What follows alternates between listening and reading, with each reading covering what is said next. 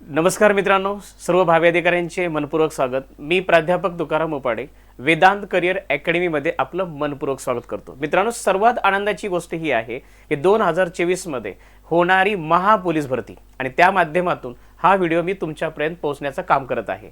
तर या संधीचा फायदा तुम्ही घेणार आहात आणि तुमच्या मित्रांना पण घ्यायला लावणार आहात। ठीक आहे मित्रांनो, तर सुरुवात करूया। टीसीएस पॅटर्नची जी भीती आहे ती आम्हाला जर कमी करायची असेल तर आजच्या या व्हिडिओमध्ये तुम्ही मन भरून ऐकणार आहात।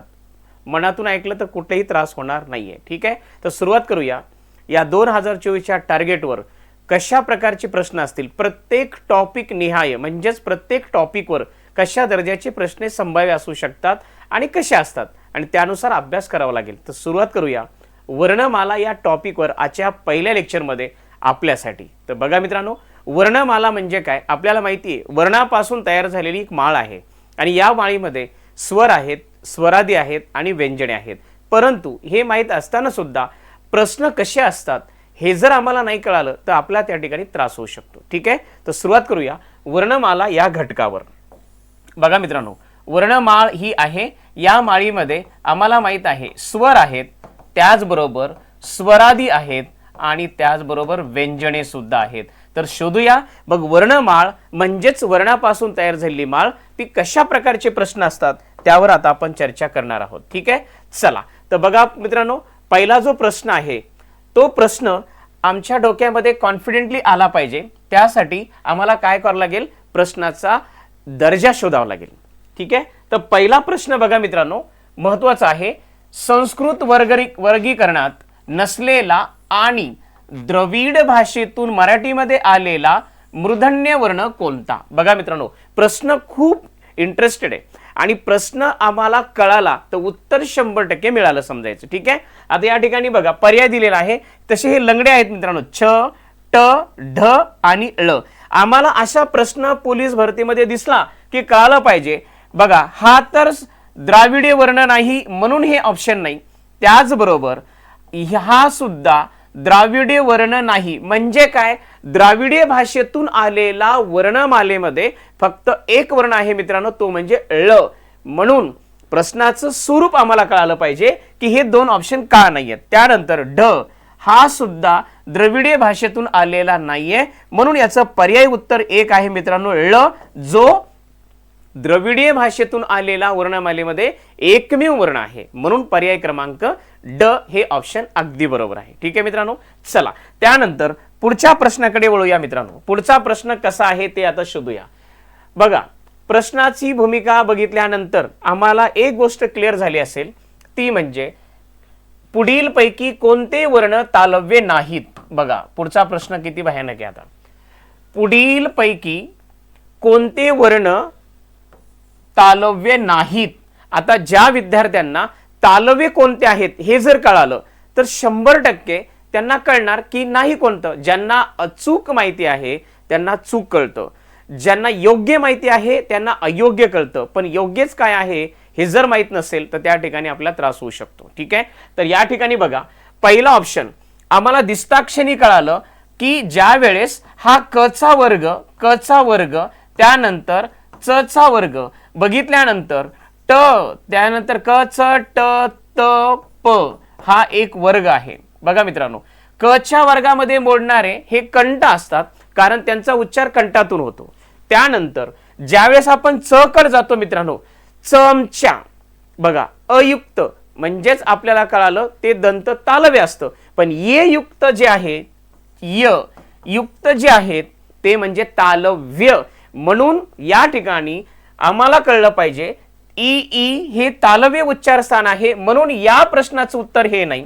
त्याच नंतर च आणि छ यांचे उच्चार सुद्धा तालव्य आहेत म्हणून आम्हाला हे कळलं पाहिजे तालव्य नाहीत कोणते कळालं ज्यावेळेस तुम्हाला अचूक माहित झालं की हे आहेत म्हणजे उत्तर कळालं क हे तालव्य नाहीत। असा तुम्हाला अभ्यास करावा लागेल उद्याच्या भरतीच्या माध्यमातून। ठीक आहे, बघा म्हणून या क्रमांकाचं उत्तर आहे क मित्रांनो। ठीक आहे, चला पुढच्या प्रश्नाकडे वळूया। या प्रश्नामध्ये आम्हाला नक्की माहिती मिळाली असेल की आपण वर्णमालेमध्ये अजून काय वाचायला पाहिजे। ठीक आहे मित्रांनो, चला आता पुढचा प्रश्न जो आहे तो आहे चाकर। बघा प्रश्नाचं स्वरूप कळालं की आम्हाला 100% कुठेही अडचण येणार नाही. चाकर या शब्दातील चा या अध्यक्षरांचा उच्चार जो आहे तो कोणत्या प्रकारात येतो. बघा मित्रांनो, आता या ठिकाणी आम्हाला कळालं पाहिजे जे अयुक्त असतात ते दंत तालव्य असतात. लक्षात ठेवा, कोणते असतात? दंत तालव्य. आणि जे ये युक्त असतं मित्रांनो ते असतं फक्त तालव्य. मग आम्हाला कळालं पाहिजे चमचा, जग, जग म्हटलं की तालव्य, पण जग म्हटलं की दंत तालव्य. ही जर माहिती आम्हाला कळाली तर 100% या 4 ऑप्शन पैकी आपलं उत्तर कोणतं हे तुम्हाला 100% कळणार आहे. ठीक आहे. मग या ठिकाणी बघा हे आहे तालव्य. तालव्य या ठिकाणी चाकर इथे अयुक्त आहे म्हणून या अद्याक्षरा कोणत्या प्रकारात येईल? तालव्य नाही. इथे दाताचा संबंध नाही म्हणून याचं उत्तर आहे मित्रांनो दंत तालव्य. अगदी योग्य आहे. म्हणजे च छ ज, च छ हे अयुक्त असेल तर दंत तालव्य असतं आणि ये युक्त असेल तर ते तालव्य असतं. क्लिअर मित्रांनो. म्हणून याचं पर्याय उत्तर आहे मित्रांनो क ड नाही. कंठ तालव्य नाही, दाताचा संबंध नाही आणि तालूचा संबंध नाही म्हणून पर्याय क्रमांक आपलं उत्तर आहे दंत तालव्य. ठीक आहे मित्रांनो. या ठिकाणी या प्रश्नाचा दर्जा तुम्हाला कळाला असेल की कशा प्रकारचे प्रश्न आहेत हे जोपर्यंत कळत नाही तोपर्यंत आम्हाला वाचायला सुद्धा इंटरेस्ट येत नाही. ठीक आहे. चला आता पुढचा प्रश्न घेऊया.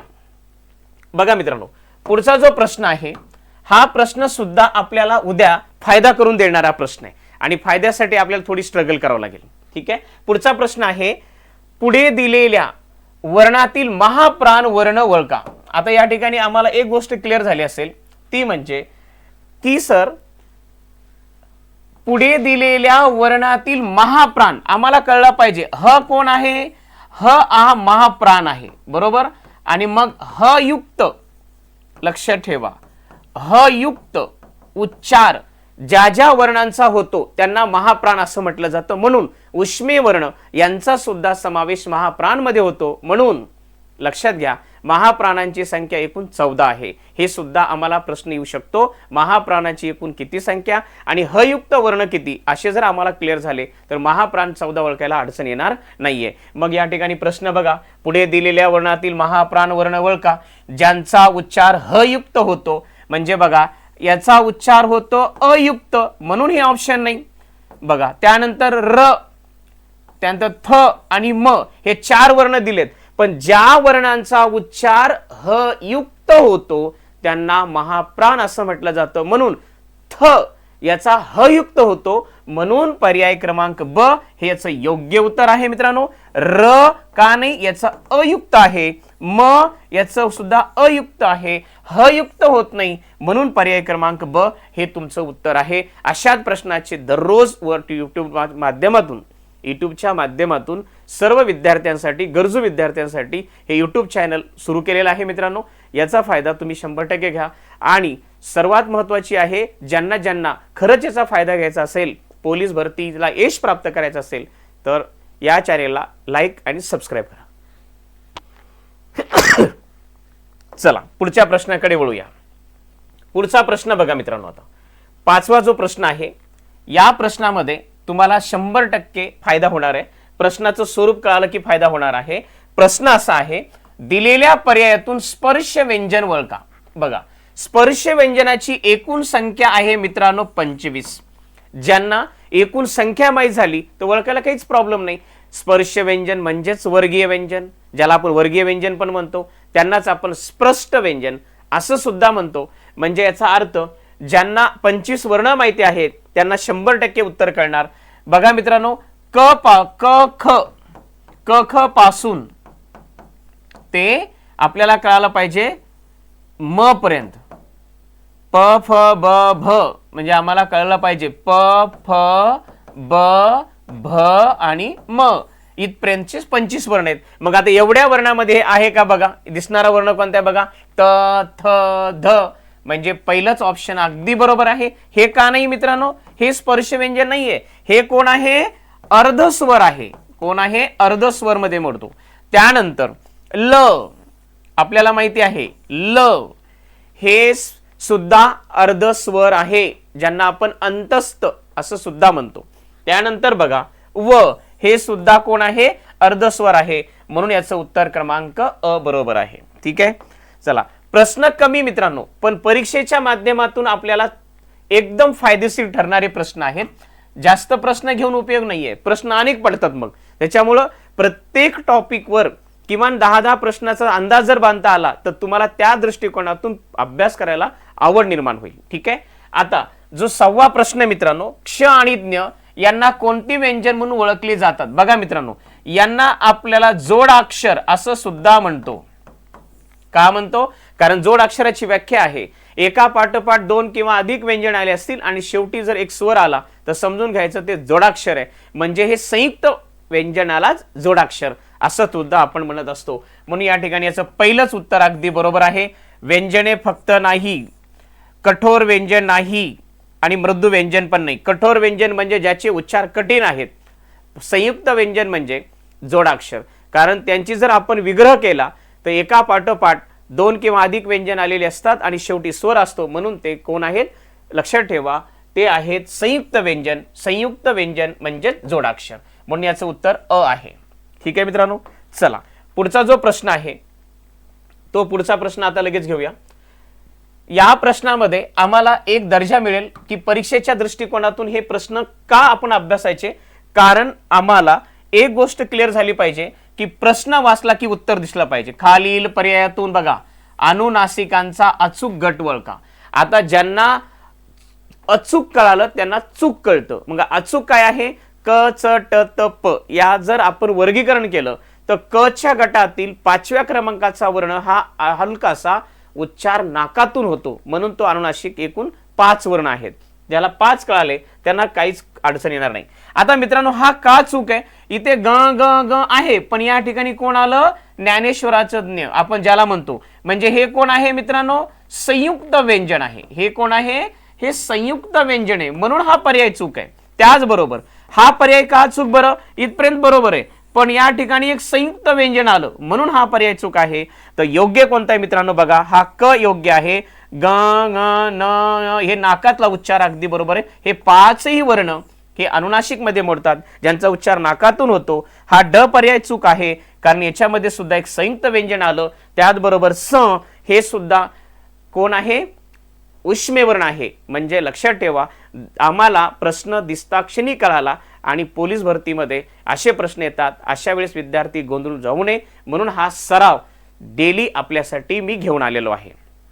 ठीक आहे. चला, पुढचा एक प्रश्न. पुढचा प्रश्न बघा. पुढचा प्रश्न आहे 8वा आणि या प्रश्नाचा सुद्धा आपल्याला फायदा होणार आहे. काय प्रश्न आहे बघा. वर्णमाला कशी बनते? बघा, आम्ही तर वर्णमाला बघितली. स्वर कळाले, व्यंजन कळाले, मग परवर्ण किती, मग परवर्ण 34 कसे आले, स्वर 14 आहेत, मग स्वरांत कशाला म्हणतात, परवर्ण कशाला म्हणतात, संवृत्त कशाला म्हणतात, ही सर्व गोष्टी आपल्याला माहित झाल्या पाहिजे. आता या ठिकाणी वर्णमाला कशी बनते बघा. नंबर 1 चा ऑप्शन आहे स्वर, स्वरादी आणि व्यंजने अशा सर्व प्रकारच्या वर्णाची क्रमवार मालिका. आम्हाला मी सांगितलं होतं ही एक माळ आहे आणि या माळीमध्ये कोण कोण आहेत?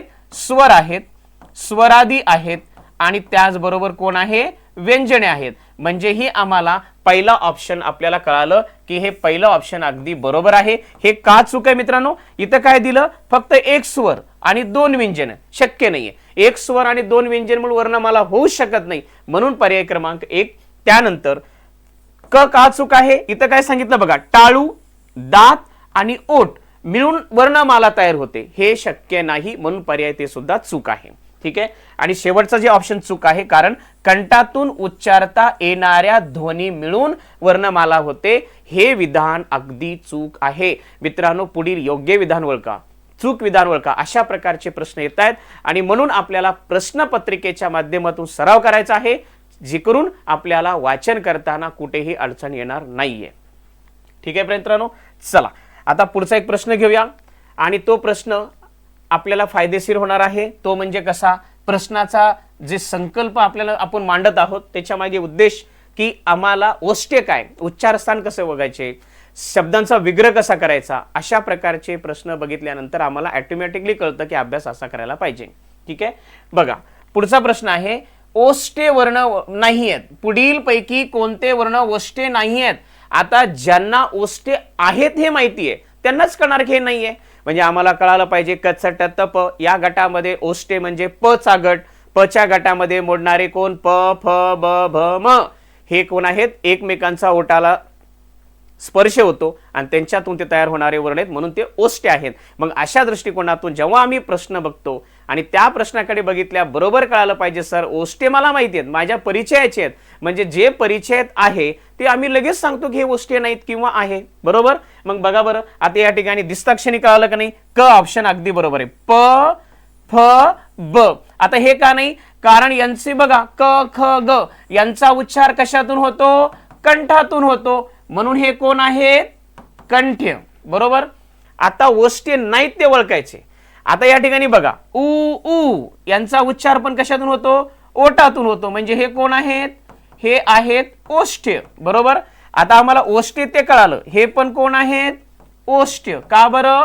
कारण इथे ओठाचा संबंध आहे. प्रश्न काय दिलाय? खालील पैकी कोणते वर्ण ओष्ठे नाहीत? मग नाहीत कोणाला कळणार? ज्याला आहेत ते माहिती आहे. मग बघा आता या ठिकाणी उत्तर काय? मग हे कंठातून निघतात म्हणून ऑप्शन क्रमांक 1 अगदी बरोबर आहे. हे चूक आहे, हे चूक आहे आणि हे सुद्धा चूक आहे. ठीक आहे मित्रांनो. अशा प्रकारचे प्रश्न जर कळाले तर आपल्याला अभ्यास करताना त्रास होणार नाहीये. ठीक आहे. चला आता या ठिकाणी आपण एक पुढचा प्रश्न घेऊया आणि हा प्रश्न आपल्याला नक्की कळेल की या प्रश्नामध्ये नेमकं आपण काय बघितलेलं आहे. बघा मराठी वर्णमालेमध्ये एकूण स्वरांची संख्या किती आहे? एकेकाळी 12 होते म्हणून 12 खडी म्हटलं जायचं. आता ते 14 खडी म्हणायची वेळ आली कारण इंग्रजीतून मराठीमध्ये दोघांचं आगमन झालं म्हणून या वर्णमालेमध्ये या स्वरांची संख्या एकूण 14 आहे. ठीक आहे. मग दिसताक्षणी आम्हाला माहिती आहे. मग या ठिकाणी 11 हे ऑप्शन चूक आहे, 12 हे ऑप्शन चूक आहे, 13 हे सुद्धा ऑप्शन चूक आहे. कारण का? हे एकेकाळी 12 होते आता 14 झाले म्हणून ऑप्शन क्रमांक 14. ठीक आहे मित्रांनो. तर ही आज चॅनलची एक सुरुवात झालेली आहे म्हणून तुम्हाला फक्त आज ज्याला आपण म्हणतो कशा प्रकारची आपण तयारी करणार आहोत हा व्हिडिओ तुमच्या मित्रापर्यंत नक्की पोहोचाल असे मी अपेक्षा करतो. आणि वेदांत करिअर अकॅडमीच्या माध्यमातून तुम्हाला यूट्यूबच्या माध्यमातून मी दररोज जोडल्या जाणार आहे की जे करून पोलीस भरतीचं स्वप्न आपलं पूर्ण झालं पाहिजे. आणि दर्जेदार प्रश्नाचे कारण आहे कारण परीक्षा ही महाभरती आहे. 17,000 प्लस जागा आहेत. आपल्याला एकच जागा लागणार आहे मित्रांनो. तर एका जागेसाठी या चॅनेलला लाईक आणि सबस्क्राईब करायला विसरू नका. आजच्या महत्त्वाच्या भागामध्ये आज आपण इथे थांबूया. उद्यापासून रेग्युलर यूट्यूबला तुमच्यासाठी प्रत्येक टॉपिकच्या माध्यमातून मी प्रश्न घेऊन येणार आहे आणि अभ्यास कसा करायचा, किती टॉपिक करायचे, शब्दार्थ कोणते करायचे, वाक्य प्रचारमणी कोणत्या करायच्या यावर 100% चर्चा करूया. तर भेटूया पुढच्या लेक्चरमध्ये. तर मित्रांनो लाईक आणि सबस्क्राईब करायला विसरू नका. All the best. थँक्यू.